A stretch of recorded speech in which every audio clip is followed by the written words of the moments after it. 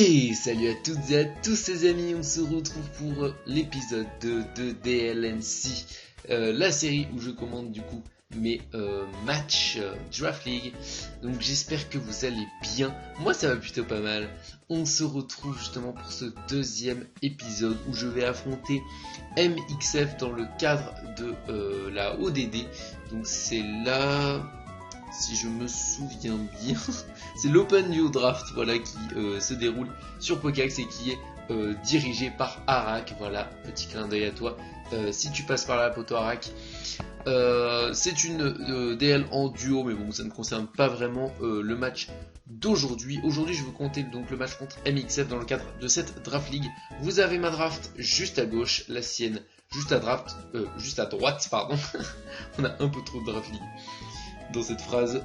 Donc comme je vous disais, comme d'habitude je ne vais pas expliquer ma draft, voilà, vous la voyez à gauche, on en parlera pendant le team building. La draft des MXF par contre on va en parler parce que c'est uniquement ne le prends pas mal à MXF si tu passes par là, mais c'est vraiment pour sa draft que j'ai décidé de faire cette vidéo, de sélectionner ce match, parce que alors je tiens à le dire, désolé s'il y a un peu d'écart entre ces vidéos là. C'est pas que j'ai pas le temps, c'est que les matchs, c'est très dur de sélectionner des bons matchs.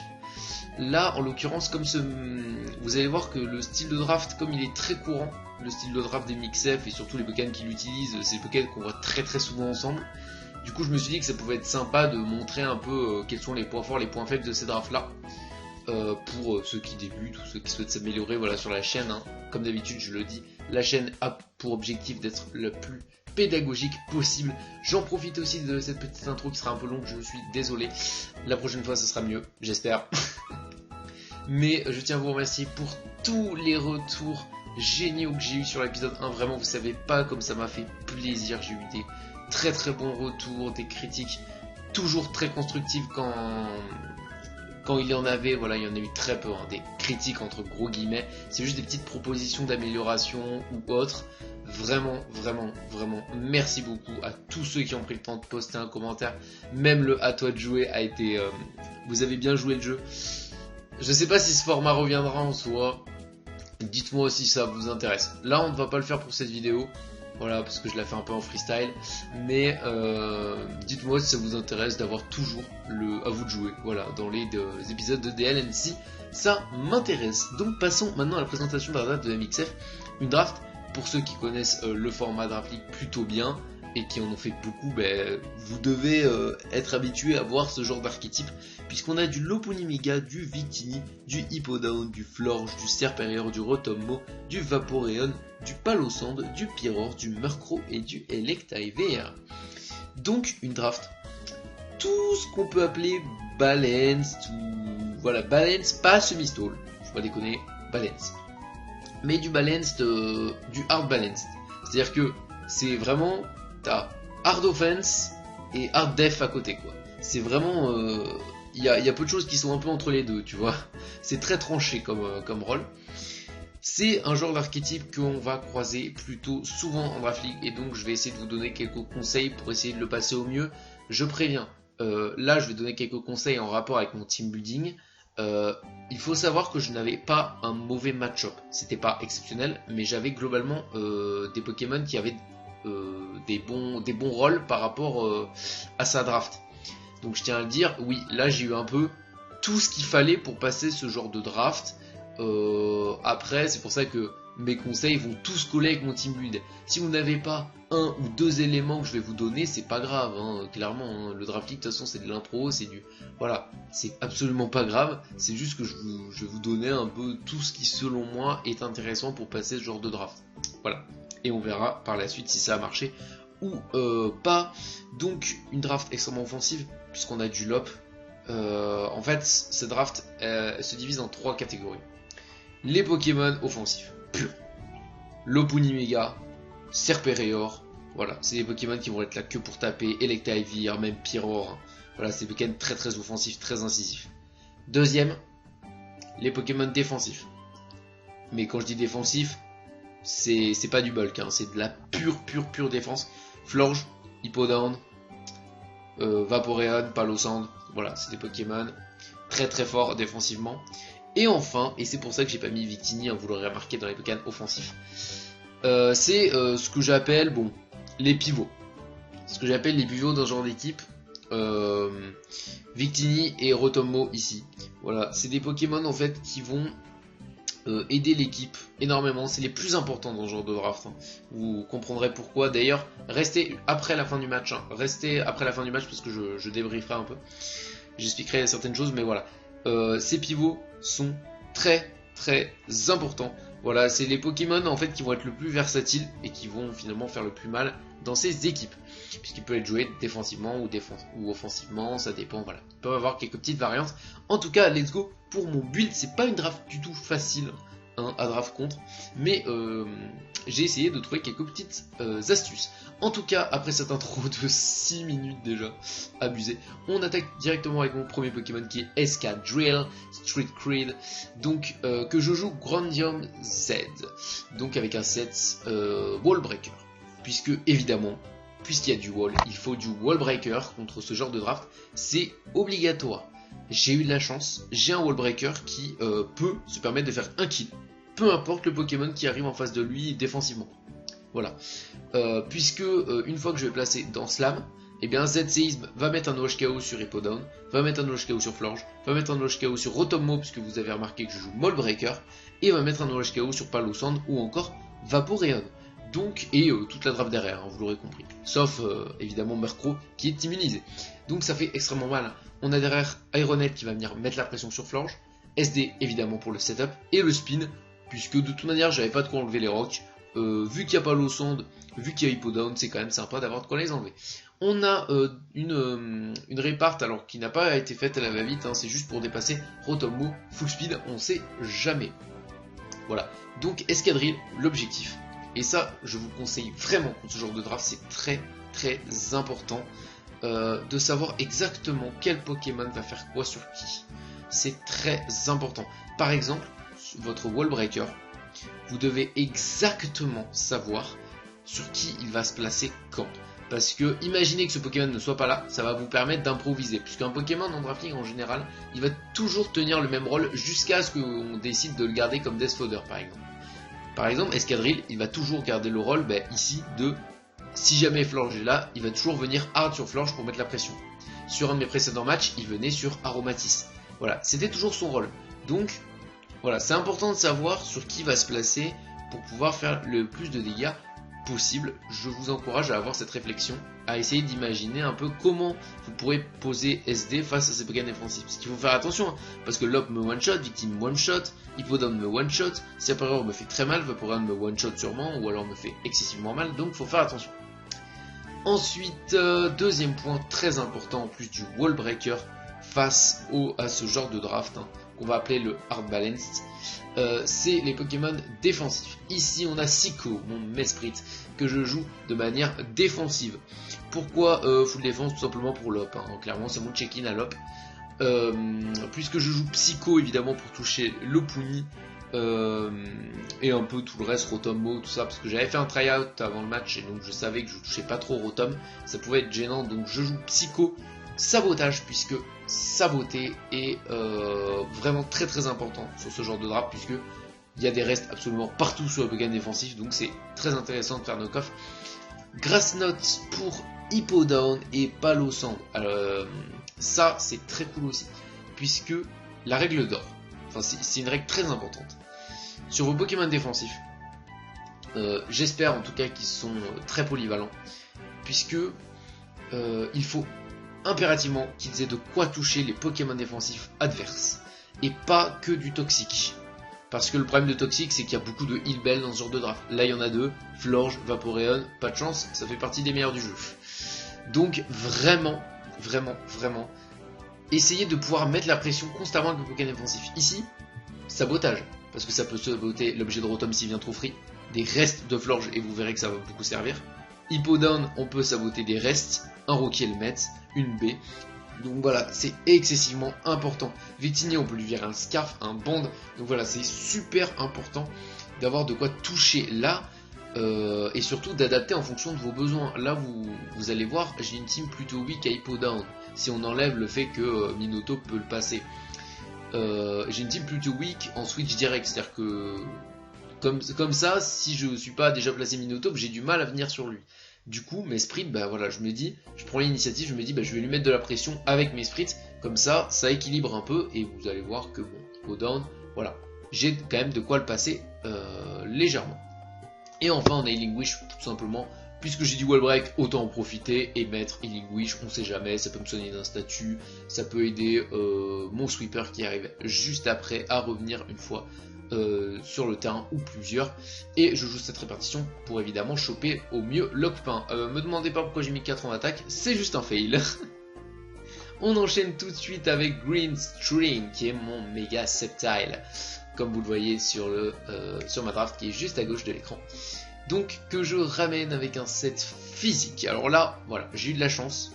J'ai un Pokémon qui est extrêmement rapide et qui dépasse surtout le Lockpin. Vous aurez pas toujours cette chance, voilà, donc jouez peut-être du Scarf, jouez de la Sticky si la draft y est sensible. C'est tout ce que je peux vous dire comme conseil. C'est pas obligatoire d'avoir un Pokémon extrêmement rapide, mais ça peut vraiment emmerder. Parce que l'op, c'est très important offensivement dans ce genre d'équipe, puisque du coup c'est lui qui va venir beaucoup RK, tout ça. Et donc si vous avez de quoi mettre la pression à l'op et que vous avez un wall breaker ici comme Escadrille qui en plus passe ses Pokémon défensifs, et ben là ça va commencer à faire mal. Surtout que Sceptile est un match-up totalement indécent face à la draft adverse. C'est pour ça que je vous ai dit que j'avais quand même un bon match-up et que le build a été facilité pour ça, hein, clairement. Donc on a un méga Sceptile que je sors physique. Pourquoi physique? Parce que le spécial a quand même un très très bon match-up. Et je vous avoue que j'ai changé le set à 1 minute de jouer le match. Tout simplement parce que je devais toucher Serperior. Je me suis fait rouler dessus par Serperior en try-out, hein, je vous raconte pas. Mais voilà, je m'étais dit en fait Florge, j'avais un doute sur la répartition que devait avoir Florge pour me gérer, parce que Florge est le seul switch-in à cette taille. Et certes je le tuais facilement, mais il n'était pas full SPDF dans mon tryout. Et je me suis dit il y a vraiment moyen que ce soit full SPDF. Donc j'ai joué le tout pour le tout. Je joue un set, donc SD. C'est un sweeper, pas un wall breaker, je tiens à le dire. Parce que le problème c'est que Hippowdon et Vaporeon seront sûrement full PV, full def s'ils se ramènent face à Escadrille. Pour le gérer en fait. Du coup, Leaf Blade ça va pas leur faire des masses, même à plus 2. Du coup, enfin des masses, ça va pas les one shot. Et eux peuvent one shot avec Ice Fang ou Ice Beam. Donc, c'est pas un wall breaker, c'est un sweeper. Ou en tout cas, un Pokémon qui va venir pour faire des trous 1 à 2 fois. Après, il va juste venir RK. Déjà, sa speed c'est pour dépasser un lop. Full vitesse, comme ça c'est clair. Full attaque évidemment avec des PV ensuite pour mieux tenir les coups. SD. Sur quoi je vais taper SD? Sur Hippowdon ou sur Vaporeon? Je pense sur Hippowdon, parce que Vaporeon, il y a beaucoup plus de chances qu'il y ait une Ringdo Berry. Mais en tout cas sur Hippowdon, je pense vraiment que c'était intéressant de le jouer, parce qu'il ne sait pas que je suis pas full attaque SP au début. Et donc, c'est pour ça que c'est très précis comme timing. Parce que je dis, c'est sûr, là, maintenant, je sais que il y a un tour où je vais me setup, pas plus. Je vais avoir l'occasion de me setup. Donc là, je me ramène sur Hippo, je me setup sur l'arrivée de Florge, je tue Florge avec Iron Tail que vous voyez à l'écran, ou Leaf Blade, parce que attention, il peut avoir Babiri Berry par rapport pour contrer la tête de fer de Minotaur. Et derrière j'ai Xyzor qui peut toucher Serperior, parce que on peut avoir tendance à vouloir envoyer ce Pokémon là, parce que c'est ce Pokémon qui ne se font pas démolir. Et on veut pas perdre plus de Pokémon défensifs. Et du coup, si je peux Xyzor, Rotom ou Majestic, ça peut être génial.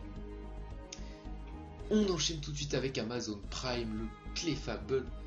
Là, pour le coup, j'ai rien d'autre à dire sur ce set que, bon, c'est du bulk pour gérer Serperior. Voilà. J'ai pas grand chose à dire d'autre. Honour pour Power Punch, on évite. Et pour Serperior. Thunder Wave, c'est pour gêner Victini, Lop, Serp, Florge, Vaporeon, voilà. Moonblast, bon c'est juste pour taper, voilà clairement, hein, je voulais avoir un move offensif. Moonlight, pourquoi pas Soft Boil? Parce que c'est incompatible avec Honour, malheureusement. Et enfin j'ai eu une belle, parce que comme c'est une team très défensive, ça peut être chiant de prendre trop de toxiques. On enchaîne ensuite avec Murasaki Barla, le Drapion. Et là je vous spoil, prochaine vidéo normalement qui arrive, ça sera la Draft Viability qui sera sur Drascore. Voilà, prochaine Draft Viability sur Drascore. Il m'a inspiré. Et donc c'est un Drascore, alors là qui est un set très intéressant, je l'aime beaucoup. C'est un set un peu anti-défensif en fait, c'est vraiment un set spécial pour ce genre de draft. C'est un set il n'y a pas Berry. Pourquoi il n'y a pas Berry? Parce que c'est un des meilleurs items sur Drascore je trouve en Draft League. Parce qu'il a très peu de bulk spécial. Très peu.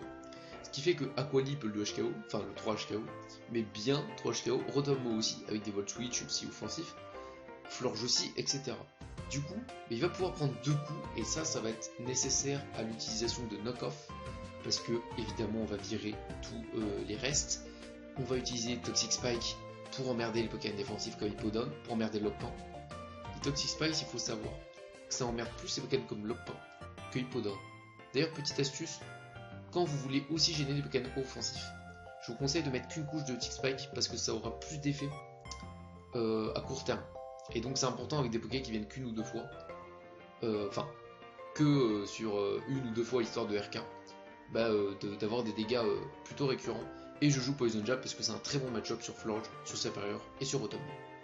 Je joue une répartition, alors cette répartition, ça doit être pour dépasser un Rotom no speed, je crois.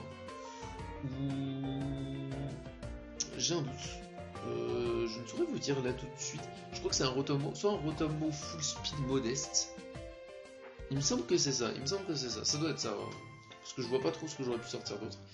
Et ensuite j'ai 168 en bulk et ça c'est très cool.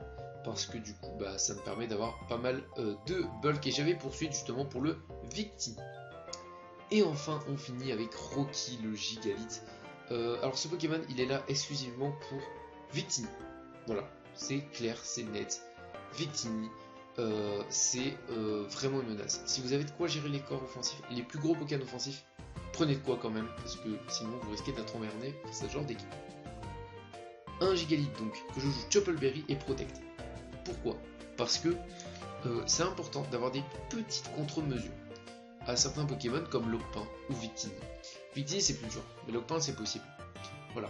Quand vous savez qu'il y a un Pokémon qui peut jouer un peu le rôle de bulky offense, c'est-à-dire de tanker un coup et de faire beaucoup de dégâts, faut en profiter. En l'occurrence, Gigalith, il peut. Voilà, alors, j'ai mis Earthquake et Stone Edge, c'est vrai que c'est pas ouf. J'aurais pu jouer quand même Super Power, c'est pas dingue, j'avoue. C'était pas ouf comme play. Je pose des rocks parce que c'est très important, ce genre d'équipe, d'avoir des chip damage récurrents. Abri, c'est pour parer du coup le pied voltige. Attention cependant avec les abris parce que le Lopunny peut faire sub. Là en l'occurrence, vu ma draft, je trouvais que Lopunny sub n'était pas incroyable et que ça risquait pas forcément d'arriver. Et du coup je joue Earthquake pour le toucher un peu, Stone Edge pour toucher tout le reste, et Choppleberry parce que du coup ça peut me permettre de toucher, enfin de bloquer 2 Hydreigon Kick. Voilà, et donc ça c'est vraiment sympa. Et je jouais Sand Force du coup, si jamais il peut se ramener avec de la sand, pourquoi pas. Et je joue évidemment une répartition pour gérer le Victini. Alors oui, ça sera plus long que la dernière vidéo, alors j'avais promis de faire plus court, mais en fait comme j'explique beaucoup plus, mais précisément sur comment gérer ce genre de draft, c'est normal. Voilà, ça sera peut-être mieux sur le prochain, peut-être pas. Peu importe, je vais pas m'imposer de format. Et voilà, petite note, c'est très bien d'avoir un Pokémon qui peut bloquer un peu justement ces Pokémon là, qui peut venir faire chier, faire du knock-off, poser T-Spike aussi, c'est très important face à ce genre d'équipe. Parce que si ils viennent faire des heal bells, ça va vous faire gagner un tour. Un tour où vous ne serez pas toxique, où ils vont pas se régénérer avec des vœux, donc c'est très important. Et on va passer tout de suite au commentaire du match. Re les amis, et donc on se retrouve pour le match contre MXF qui nous a ramené du Megalop, du Hippowdon, du Rotom-Mo, du Vaporeon, du Majestic et du Florge. Donc quelque chose d'assez prévisible en l'occurrence. Voilà, ça c'est le genre d'équipe que vous allez souvent retrouver en face de vous, une sorte de mix offensif-défensif. Et on va voir du coup comment on se débrouille avec ce team building. Est-ce que les conseils que je vous ai donnés sont bons ou nuls à chier? On va vite voir ça. Donc c'est parti pour le match. On va être en vitesse normale et il va y avoir pas mal de pauses, c'est normal. Donc ça débute tout de suite avec un start Lopunny contre Mesprit. J'ai bien prédit le Lopunny. Voilà, ici le mieux c'est de lead avec un Pokémon défensif. Si vous n'avez pas un Pokémon offensif qui a un match-up totalement scandaleux face à l'équipe adverse, vraiment, envoyez un Pokémon défensif. Ça peut permettre de prendre les rocks, de tempo Lopunny, de préférence voilà, un Pokémon qui gère Lopunny en lead quand même, parce que Lopunny c'est très courant en lead, Et voilà, là vous voyez j'ai un Mesprit, et quelle était l'utilité? Ben là d'avoir Grass Knot, ben là je presse sur Hippodon, si Florge venait je pouvais le knock off, si Serpent revenait je pouvais le knock off aussi, enfin, voilà, là vous voyez j'étais polyvalent sur l'intégralité de l'équipe, je pouvais faire un truc utile dès le premier tour, et Mesprit vous allez voir il va faire ça tout le long du match. Donc ici voilà il va méga évoluer, faire son bluff, ici je me dis bon j'ai pas trop de raison de pas faire psycho, hein. Je vais tout simplement taper le knock-off je crois sur ce tour là, ou le psycho. Non je tape le psycho parce que là, comme je vous l'avais dit dans l'épisode précédent, quand on a l'avantage, soit on fait une anticipation pour garder l'avantage en fait, soit on check les réparts, on prend l'information. Ici j'ai besoin de l'information sur le Florge, j'en ai besoin de savoir s'il est Lefto, s'il est Babiri, c'était important, donc je décide de le psycho, surtout que j'ai un escadrille qui est totalement free, donc je n'ai pas de raison de ne pas prendre l'information dès ce premier tour, et je vois qu'il est reste, donc déjà, premier tour très concluant pour moi, j'ai perdu 4% de vie avec le sprint, c'est pas très grave, et je vais avoir d'escadrille sur un Mont Blast, donc là, pour l'instant ça se démarre parfaitement, et là je vais SD, là je vais décider d'accentuer ma pression, et je vais taper un Zen Move, alors là il va amener Rotomo, bon, il va mourir à cause de Moldbreaker, qui annule son talent. Alors, oui, j'aurais pu faire séisme, mais à ce moment-là, je me suis dit qu'en fait, tout kill était bon à prendre, surtout qu'il envoyait forcément l'op derrière. Alors oui, je pouvais me replacer derrière assez facilement, mais comme je connaissais pas le niveau des MixF, je me suis dit franchement, si on peut virer la seule réponse avec Vaporeon qu'il a à Drascore dès le début, ça peut être quand même sacrément cool. Et d'ailleurs on voit, petite info que j'ai oublié de noter avant le début du match, mais on n'a pas vu de Victini en face. Ça veut dire que Rocky va avoir beaucoup de mal, Rocky aka mon Gigalith va avoir beaucoup de mal. Là j'ai fait un pari, j'ai perdu le pari. D'où l'importance d'avoir une contre-mesure, parce que je vais essayer de le rentabiliser peut-être pour gérer un peu mieux le lock-pain en fin de game. Vous voyez ce que je veux dire? C'est ça qui est très important, et lock-pain en plus c'est un Pokémon qui va pas trop chercher à anticiper les choses. C'est-à-dire que c'est un Poké qui c'est tellement dans le RK, dans le je ne réfléchis pas, je tape. Il faut que Lockpain fasse du dégât dans ce genre de draft, absolument. Et du coup, ben, il va d'autant plus être mis en PLS par ce genre de Pokémon, parce qu'il va pas forcément s'y attendre. Genre tu vois un Gigalith, tu vois un truc qui est faible à Edge Kick, tu vas taper Edge Kick. Pas tout le temps, hein, je vous rassure. Mais comme ça, quand t'as la pression, surtout sur un Gigalith, tu te dis bon, il n'y a pas forcément de Chople, donc voilà, je peux y aller, et c'est là que tu te fais avoir en général. Donc c'est sympa quand vous pouvez avoir une petite surprise comme ça pour l'op ou des Pokémon offensifs, faites-le. Donc je tue là le Rotom, il m'envoie son lop. Là, vous voyez, j'ai le Mesprit qui va venir le bloquer pour le début du match, il fait Edge Kick, en plus il n'anticipe pas, c'est un peu dommage, parce que c'était assez évident, et là je vais saboter, je vais décider d'accentuer ma pression, et là je vire les restes, et j'ai encore une fois un escadrille tout à fait free. Cette fois il va m'anticiper et amener Hippodon, c'est vrai que c'était un peu gratuit de ma part, et je vais décider alors soit de Hard Sceptile, je crois que je vais Hard Sceptile sur ce tour là, tout simplement parce que voilà, je décide encore une fois d'accentuer la pression. Là évidemment il va mettre les PDR, ou il va faire séisme. Donc là, j'envoie Green Stream, et comme je vous l'avais dit, c'est la première fois que Sceptile va se retrouver en duel face à Hippodocus. C'est la seule chance que j'aurai de me setup sur un match. Donc vous vous rendez compte quand même que un Pokémon ne peut dépendre que d'un seul tour, très souvent. Donc c'est pour ça que c'est important de se visualiser le match, en fait, pendant le team building. Et c'est pour ça que c'est compliqué de faire des très bons team building, parce qu'il faut déjà s'imaginer le match pour que le team building soit vraiment très bon. Et du coup, ben, je vais taper SD, et alors là, je vais pas méga évoluer sur le tour où je vais faire SD, tout simplement parce que j'avais peur du Ice Fang. Voilà, Hippodocus, et je voulais pas me faire avoir bêtement. Donc, je ne méga évolue pas, je tape SD, et il ramène Majespic. Majespic qui est une énorme, sûrement la plus grosse menace pour ma draft, sur le papier, et du coup, je vais tout simplement méga évoluer et le détruire avec X-Laser. Vous voyez l'utilité qu'a eu Gridstream là? En un seul tour, j'ai prévu, mais du coup en un seul tour, il a tué le Pokémon le plus offensif. Je vous l'avais dit, c'est un sweeper, pas un Stonebreaker. Donc l'intérêt c'est de faire un trou à un moment. Et après, de venir RK une fois que la team sera affaiblie. Là évidemment, je vais partir face au Lop et je vais amener mon Gigalith. Voilà. C'est pour ça, d'ailleurs c'est important, quand votre adversaire est sous pression. Surtout avec le Lop-Pain, il va pas aller jouer les plays incroyables. Enfin, surtout avec Lop, la plupart du temps, le mieux, c'est d'essayer de RK le plus facilement possible. De prendre tous les dégâts sont bons à prendre. Du coup, là, vous voyez, je hard Gigalith parce que je me dis, de toute façon, il va sûrement anticiper mes sprites, il va faire retour. Donc là, vous voyez, ramener Gigalith là maintenant, c'est agressif. En plus, ça veut juste dire, pour lui, bah, en fait, je t'amène un Pokémon qui gère le retour et après peut-être que je re-switch sur mes sprites. Vous voyez, ça peut faire mine d'anticipation et du coup là, mais quand tu es sous pression, tu vois un Pokémon qui est sensible à la JK, tu tapes, forcément. Et là, vous allez voir qu'il va se faire avoir du coup par le abri. Et là j'étais extrêmement content hein, parce que le parrain perd beaucoup de vie. Et là je me dis, bon, pour que le outplay soit total, là je tape évidemment, puisque j'ai pas d'intérêt à faire autre chose, puisque j'ai le Chopple. Et là vous allez voir qu'il va anticiper mes sprites. Donc c'est pour ça que je vous dis que vraiment ça peut déstabiliser énormément votre adversaire. Puisque après il y a des 50-50 avec mes sprites, tout ça. Et là en plus j'ai pu jouer safe parce que j'ai Chopple. Et là en plus je vais tenter le double séisme, j'ai été gourmand. Et je me suis dit, si on pousse le lootplay jusqu'au bout, ben franchement ça serait beau. Il va pas rester. Honnêtement c'était un peu une erreur de ma part. J'ai été un peu greedy sur ce coup là, j'aurais dû poser les PDR.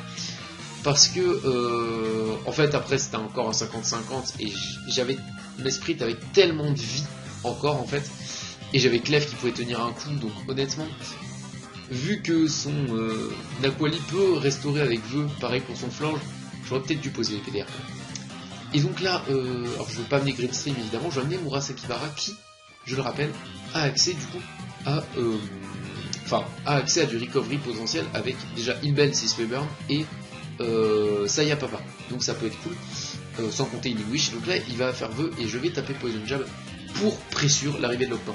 Là dans ces moments là, la Wincon de MXF c'est de heal Lockpan, donc on va tout faire pour ne pas le ramener. Et c'est là que Drapion est très intéressant, il est arrivé au meilleur moment, c'est qu'il arrive au moment où les T-Spikes vont être nécessaires et où c'est nécessaire de pressure. Donc là il va avoir beaucoup d'occasions, notamment de knock-off cet Aquali. Là je ne vais pas le faire, je vais faire Toxic Spike évidemment pour pouvoir choper le lob. Vous l'avez vu, je ne place pas la deuxième, je ramène l'esprit parce que je me dis c'est safe. Et qu'est-ce qu'il va faire? Il va faire Roar. Alors là, petite phase chiante, parce que je ne peux pas ramener Sceptile, enfin je peux pas taper avec Sceptile face à lui parce qu'il peut avoir les strong. Donc il va spam les Roar en fait. Et moi je vais juste attendre d'avoir le bon Pokémon en face de lui. Et là vous allez voir que j'ai mes sprites et je vais taper maintenant le Grass Knot. Et vous allez voir, Ultimate Link c'est important de pouvoir taper avec ses Pokémon défensifs. Dans ce genre de moment là c'est les Pokémon défensifs, parce que là c'est pas encore fini, il me faut de l'offensif. Il me faut de l'offensif et Escadrille ne va pas forcément me l'apporter. Donc c'est important de garder Junko bien en vie. Et donc là c'est à ce moment là que le Pokémon défensif vient, parce que lui il est safe. Et là vous voyez la barre qu'il met à Hippodon. Et donc c'est vraiment très très intéressant à ce moment là. Là j'ai prié pour avoir cette tile, malheureusement je l'ai pas eu, parce que je pense que c'était, honnêtement, je pense qu'à ce moment là le match était fini.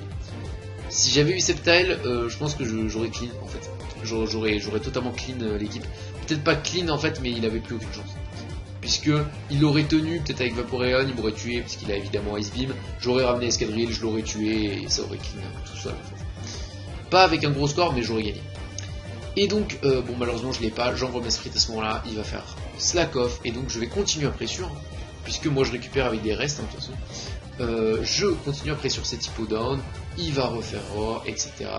Il amène Murasakibara, et je vais faire knock-off, parce que là j'ai pas d'intérêt à faire autre chose, alors j'ai call pressure. Donc on va enlever les restes de cet Hippodon, il va me tuer, et là c'est nickel, parce que j'ai ce qu'on appelle un Junko totalement dopé aux enfêtes qui va arriver, et qui va ouvrir littéralement les Hippodon en deux. Donc là je suis franchement bien, et là ça ramène Florge, et là, bon, j'ai une ouverture pour Iron Tail, mais à ce moment-là, je ne sais plus pour quelle raison, je vais vous avouer, je sais plus pour quelle, je crois que j'avais juste pas envie de miss, et du coup je ramène Escadrille, et du coup le Florge va faire un Moon Blast, et là je crois que je vais taper une SD, voilà, tout simplement, il va continuer, et je vais faire un gros Earthquake, voilà, des familles. Parce que je peux pas me permettre, non, une tête de fer, pardon, je peux pas me permettre à ce moment-là de laisser Lockpan revenir facilement. Là ça m'arrange, hein. Je fais exprès justement de tuer comme ça, puisque en fait SD, ça réduit ses possibilités, puisqu'il est obligé de ramener Lockpan. Et du coup bah là il est juste à 5%, et il suffit d'un coup de Sceptile pour qu'il meure. Je vais l'achever, et alors là bon, le match est terminé, je vous le dis, je vais vous laisser les derniers tours en vous expliquant les dernières choses que j'ai à vous dire. Mais voilà, le match est fini.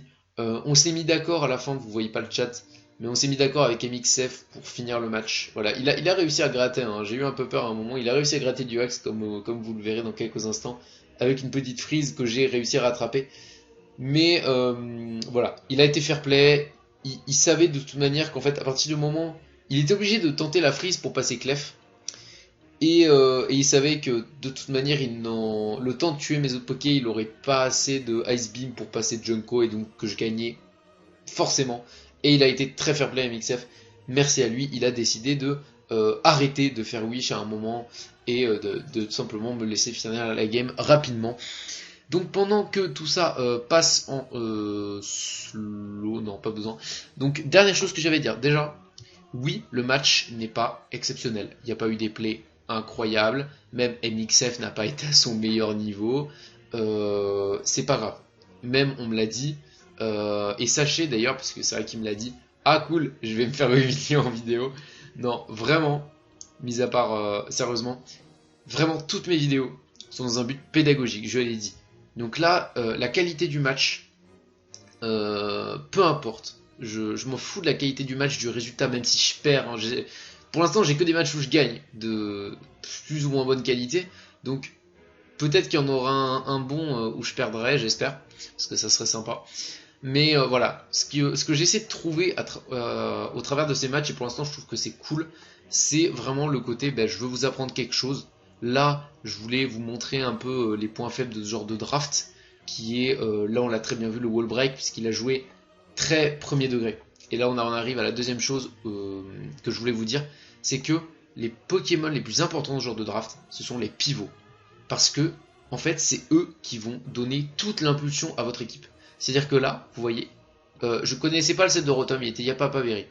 Mais si Rotom est offensif, l'équipe va avoir beaucoup plus d'élan. Puisque c'est un Pokémon qui va apporter beaucoup de momentum, un peu de puissance, tout ça, et du coup il va ramener plus facilement Lop, Majespic, et il va mettre la pression. Si Rotom est défensif, ça va inciter à faire des switches un peu plus safe, faire du slow U-turn, et donc, enfin du slow turn, parce qu'en l'occurrence c'est du volt switch. Donc voilà, ça va vraiment dépendre, pareil pour Victini, qu'il soit bande, scarf, spécial, c'est pas pareil, l'équipe va devenir un peu différente. Il y en a une, donc ça va miser sur le RK et donc beaucoup de momentum. L'autre, en fait on va enfoncer avec du choice band ou du choice specs. Et puis une fois qu'on a fait les kills, on va stall avec le reste. Voilà. Ce genre de draft, en fait, elle est très forte une fois qu'il y a eu un kill ou deux de fait dans la draft adverse, parce que du coup, enfin dans l'équipe adverse, puisque après c'est juste au Pokémon défensif de finir. Là, mine de rien, ça s'est pas joué à beaucoup, hein, je vous le dis. Hein. Il aurait eu un Poké défensif de plus à ce moment-là, je pense que je perdais honnêtement la game. Hein. Donc c'était très compliqué. Voilà, je gagne le match en 47 tours. GG à toi, MXF. Donc voilà, vraiment, sur ce genre de draft, jouez la surprise. En tout cas, peut-être pas la surprise, mais jouez la polyvalence. Prenez certains Pokémon, par exemple Majespic, je suis pas très fan. Jouez certains Pokémon un peu plus polyvalents. 2 à 3 dans ce genre de draft, c'est quand même un minimum. Parce que c'est ce qui va vous permettre en fait de créer la surprise. Voilà, parce que un Rotom Mo, quand tu as une draft qui est assez faible, à lui, quand tu sais pas s'il va être offensif ou défensif, ça peut être très chiant, hein, clairement. Victini, c'est pareil, s'il a un très bon match-up, ça peut vite devenir gênant. Donc, jouez sur ce genre de Pokémon, parce que là, si vous jouez trop safe, là en l'occurrence, il se trouve que j'avais un bon match-up, enfin disons que j'avais les bons Pokémon. Pas le bon match-up, mais les bons Pokémon. C'est-à-dire que j'avais un Pokémon qui gérait Lockpin, à plus ou moins long terme, mais il le bloquait. Et derrière, j'avais de très bons Stallbreakers et un Sweeper qui avait un excellent match-up sur les Pokémon défensifs, ce qui m'a permis de passer un Pokémon très très fort offensivement. C'est d'ailleurs aussi pour ça, hein, n'allez pas dire forcément que MXF a essayé de me stall ou a essayé de quoi que ce soit parce qu'il a joué très défensif sur ce match, mais c'est qu'il n'avait pas le choix. Il a perdu Majespic tellement tôt qu'il n'avait pas vraiment d'autres options à partir du moment où Lopin a été réduit au silence. Hein. Pareil pour Rotom qui a été rapidement abattu. Donc voilà, l'important, pareil, et ça c'est l'important, vraiment c'est la pression. La pression, la pression. J'ai fait le try-out avant avec TONS, d'ailleurs je te salue, je sais que tu passeras par là. Je te salue mon coéquipier de la ODD. Mais voilà, j'ai fait tryout avant, je me suis fait défoncer par Serperior. Quelle leçon j'ai retenue? Mettre la pression, c'est tout. J'ai changé celle de cette tile, j'ai dit on y va. Et bien au final, Serperior, il est tombé en 4 tours. Vraiment. Enfin en 4 tours. J'exagère, en 8 tours je crois. Je crois qu'il est tombé tour 8. Mais voilà. Et mettre la pression ou ne pas mettre la pression, ça change tout dans un match. Parce que j'avais décidé de le prendre à la légère entre guillemets et de juste ramener Clef. J'ai vu que c'était pas une bonne idée face au set de sub, seed, etc. J'ai ramené cette tile beaucoup plus offensif dans cette optique-là. Et ça a marché. Donc je vous conseille vraiment de toujours mettre la pression. Si vous avez du mal à passer un poké, le meilleur moyen, c'est de mettre la pression. Hein. Le poké, il tombera tout seul, hein. Clairement. Donc voilà, c'est tout pour ce deuxième épisode, pardon, excusez-moi, de DLNC. J'espère qu'il vous a plu, comme d'habitude. J'espère que ça sera récurrent, mais donnez-moi votre avis en commentaire. Dites-moi si la vidéo vous a plu, si elle ne vous a pas plu, pourquoi. Est-ce que j'ai été meilleur dans mes explications, dans mon commentaire? J'ai l'impression que oui, hein, j'ai l'impression d'avoir été un peu plus à l'aise. J'essaie, vous voyez, de répartir au mieux mon temps entre le team building et le match. Quand j'ai beaucoup de choses à dire sur le team building, j'essaie d'être plus rapide sur le match, et inversement, là le team building, j'ai essayé d'être très rapide et exhaustif. Voilà, dites-moi ce que vous en avez pensé, comme d'habitude, en commentaire, et on se retrouve normalement la prochaine fois pour la draft viability sur Drascore. D'ailleurs, n'hésitez pas aussi dans les commentaires, tiens, ça vous donnera un prétexte pour en mettre les draft viability que vous voulez. Voilà, quel Pokémon vous voulez en draft viability sur la chaîne après Drascore. Dites-le moi, et si le Pokémon me fait kiffer, peut-être que vous l'aurez même avant Drascore. En tout cas, on se retrouve pour un prochain épisode sur la chaîne des Chroniques du Draft League. À la prochaine!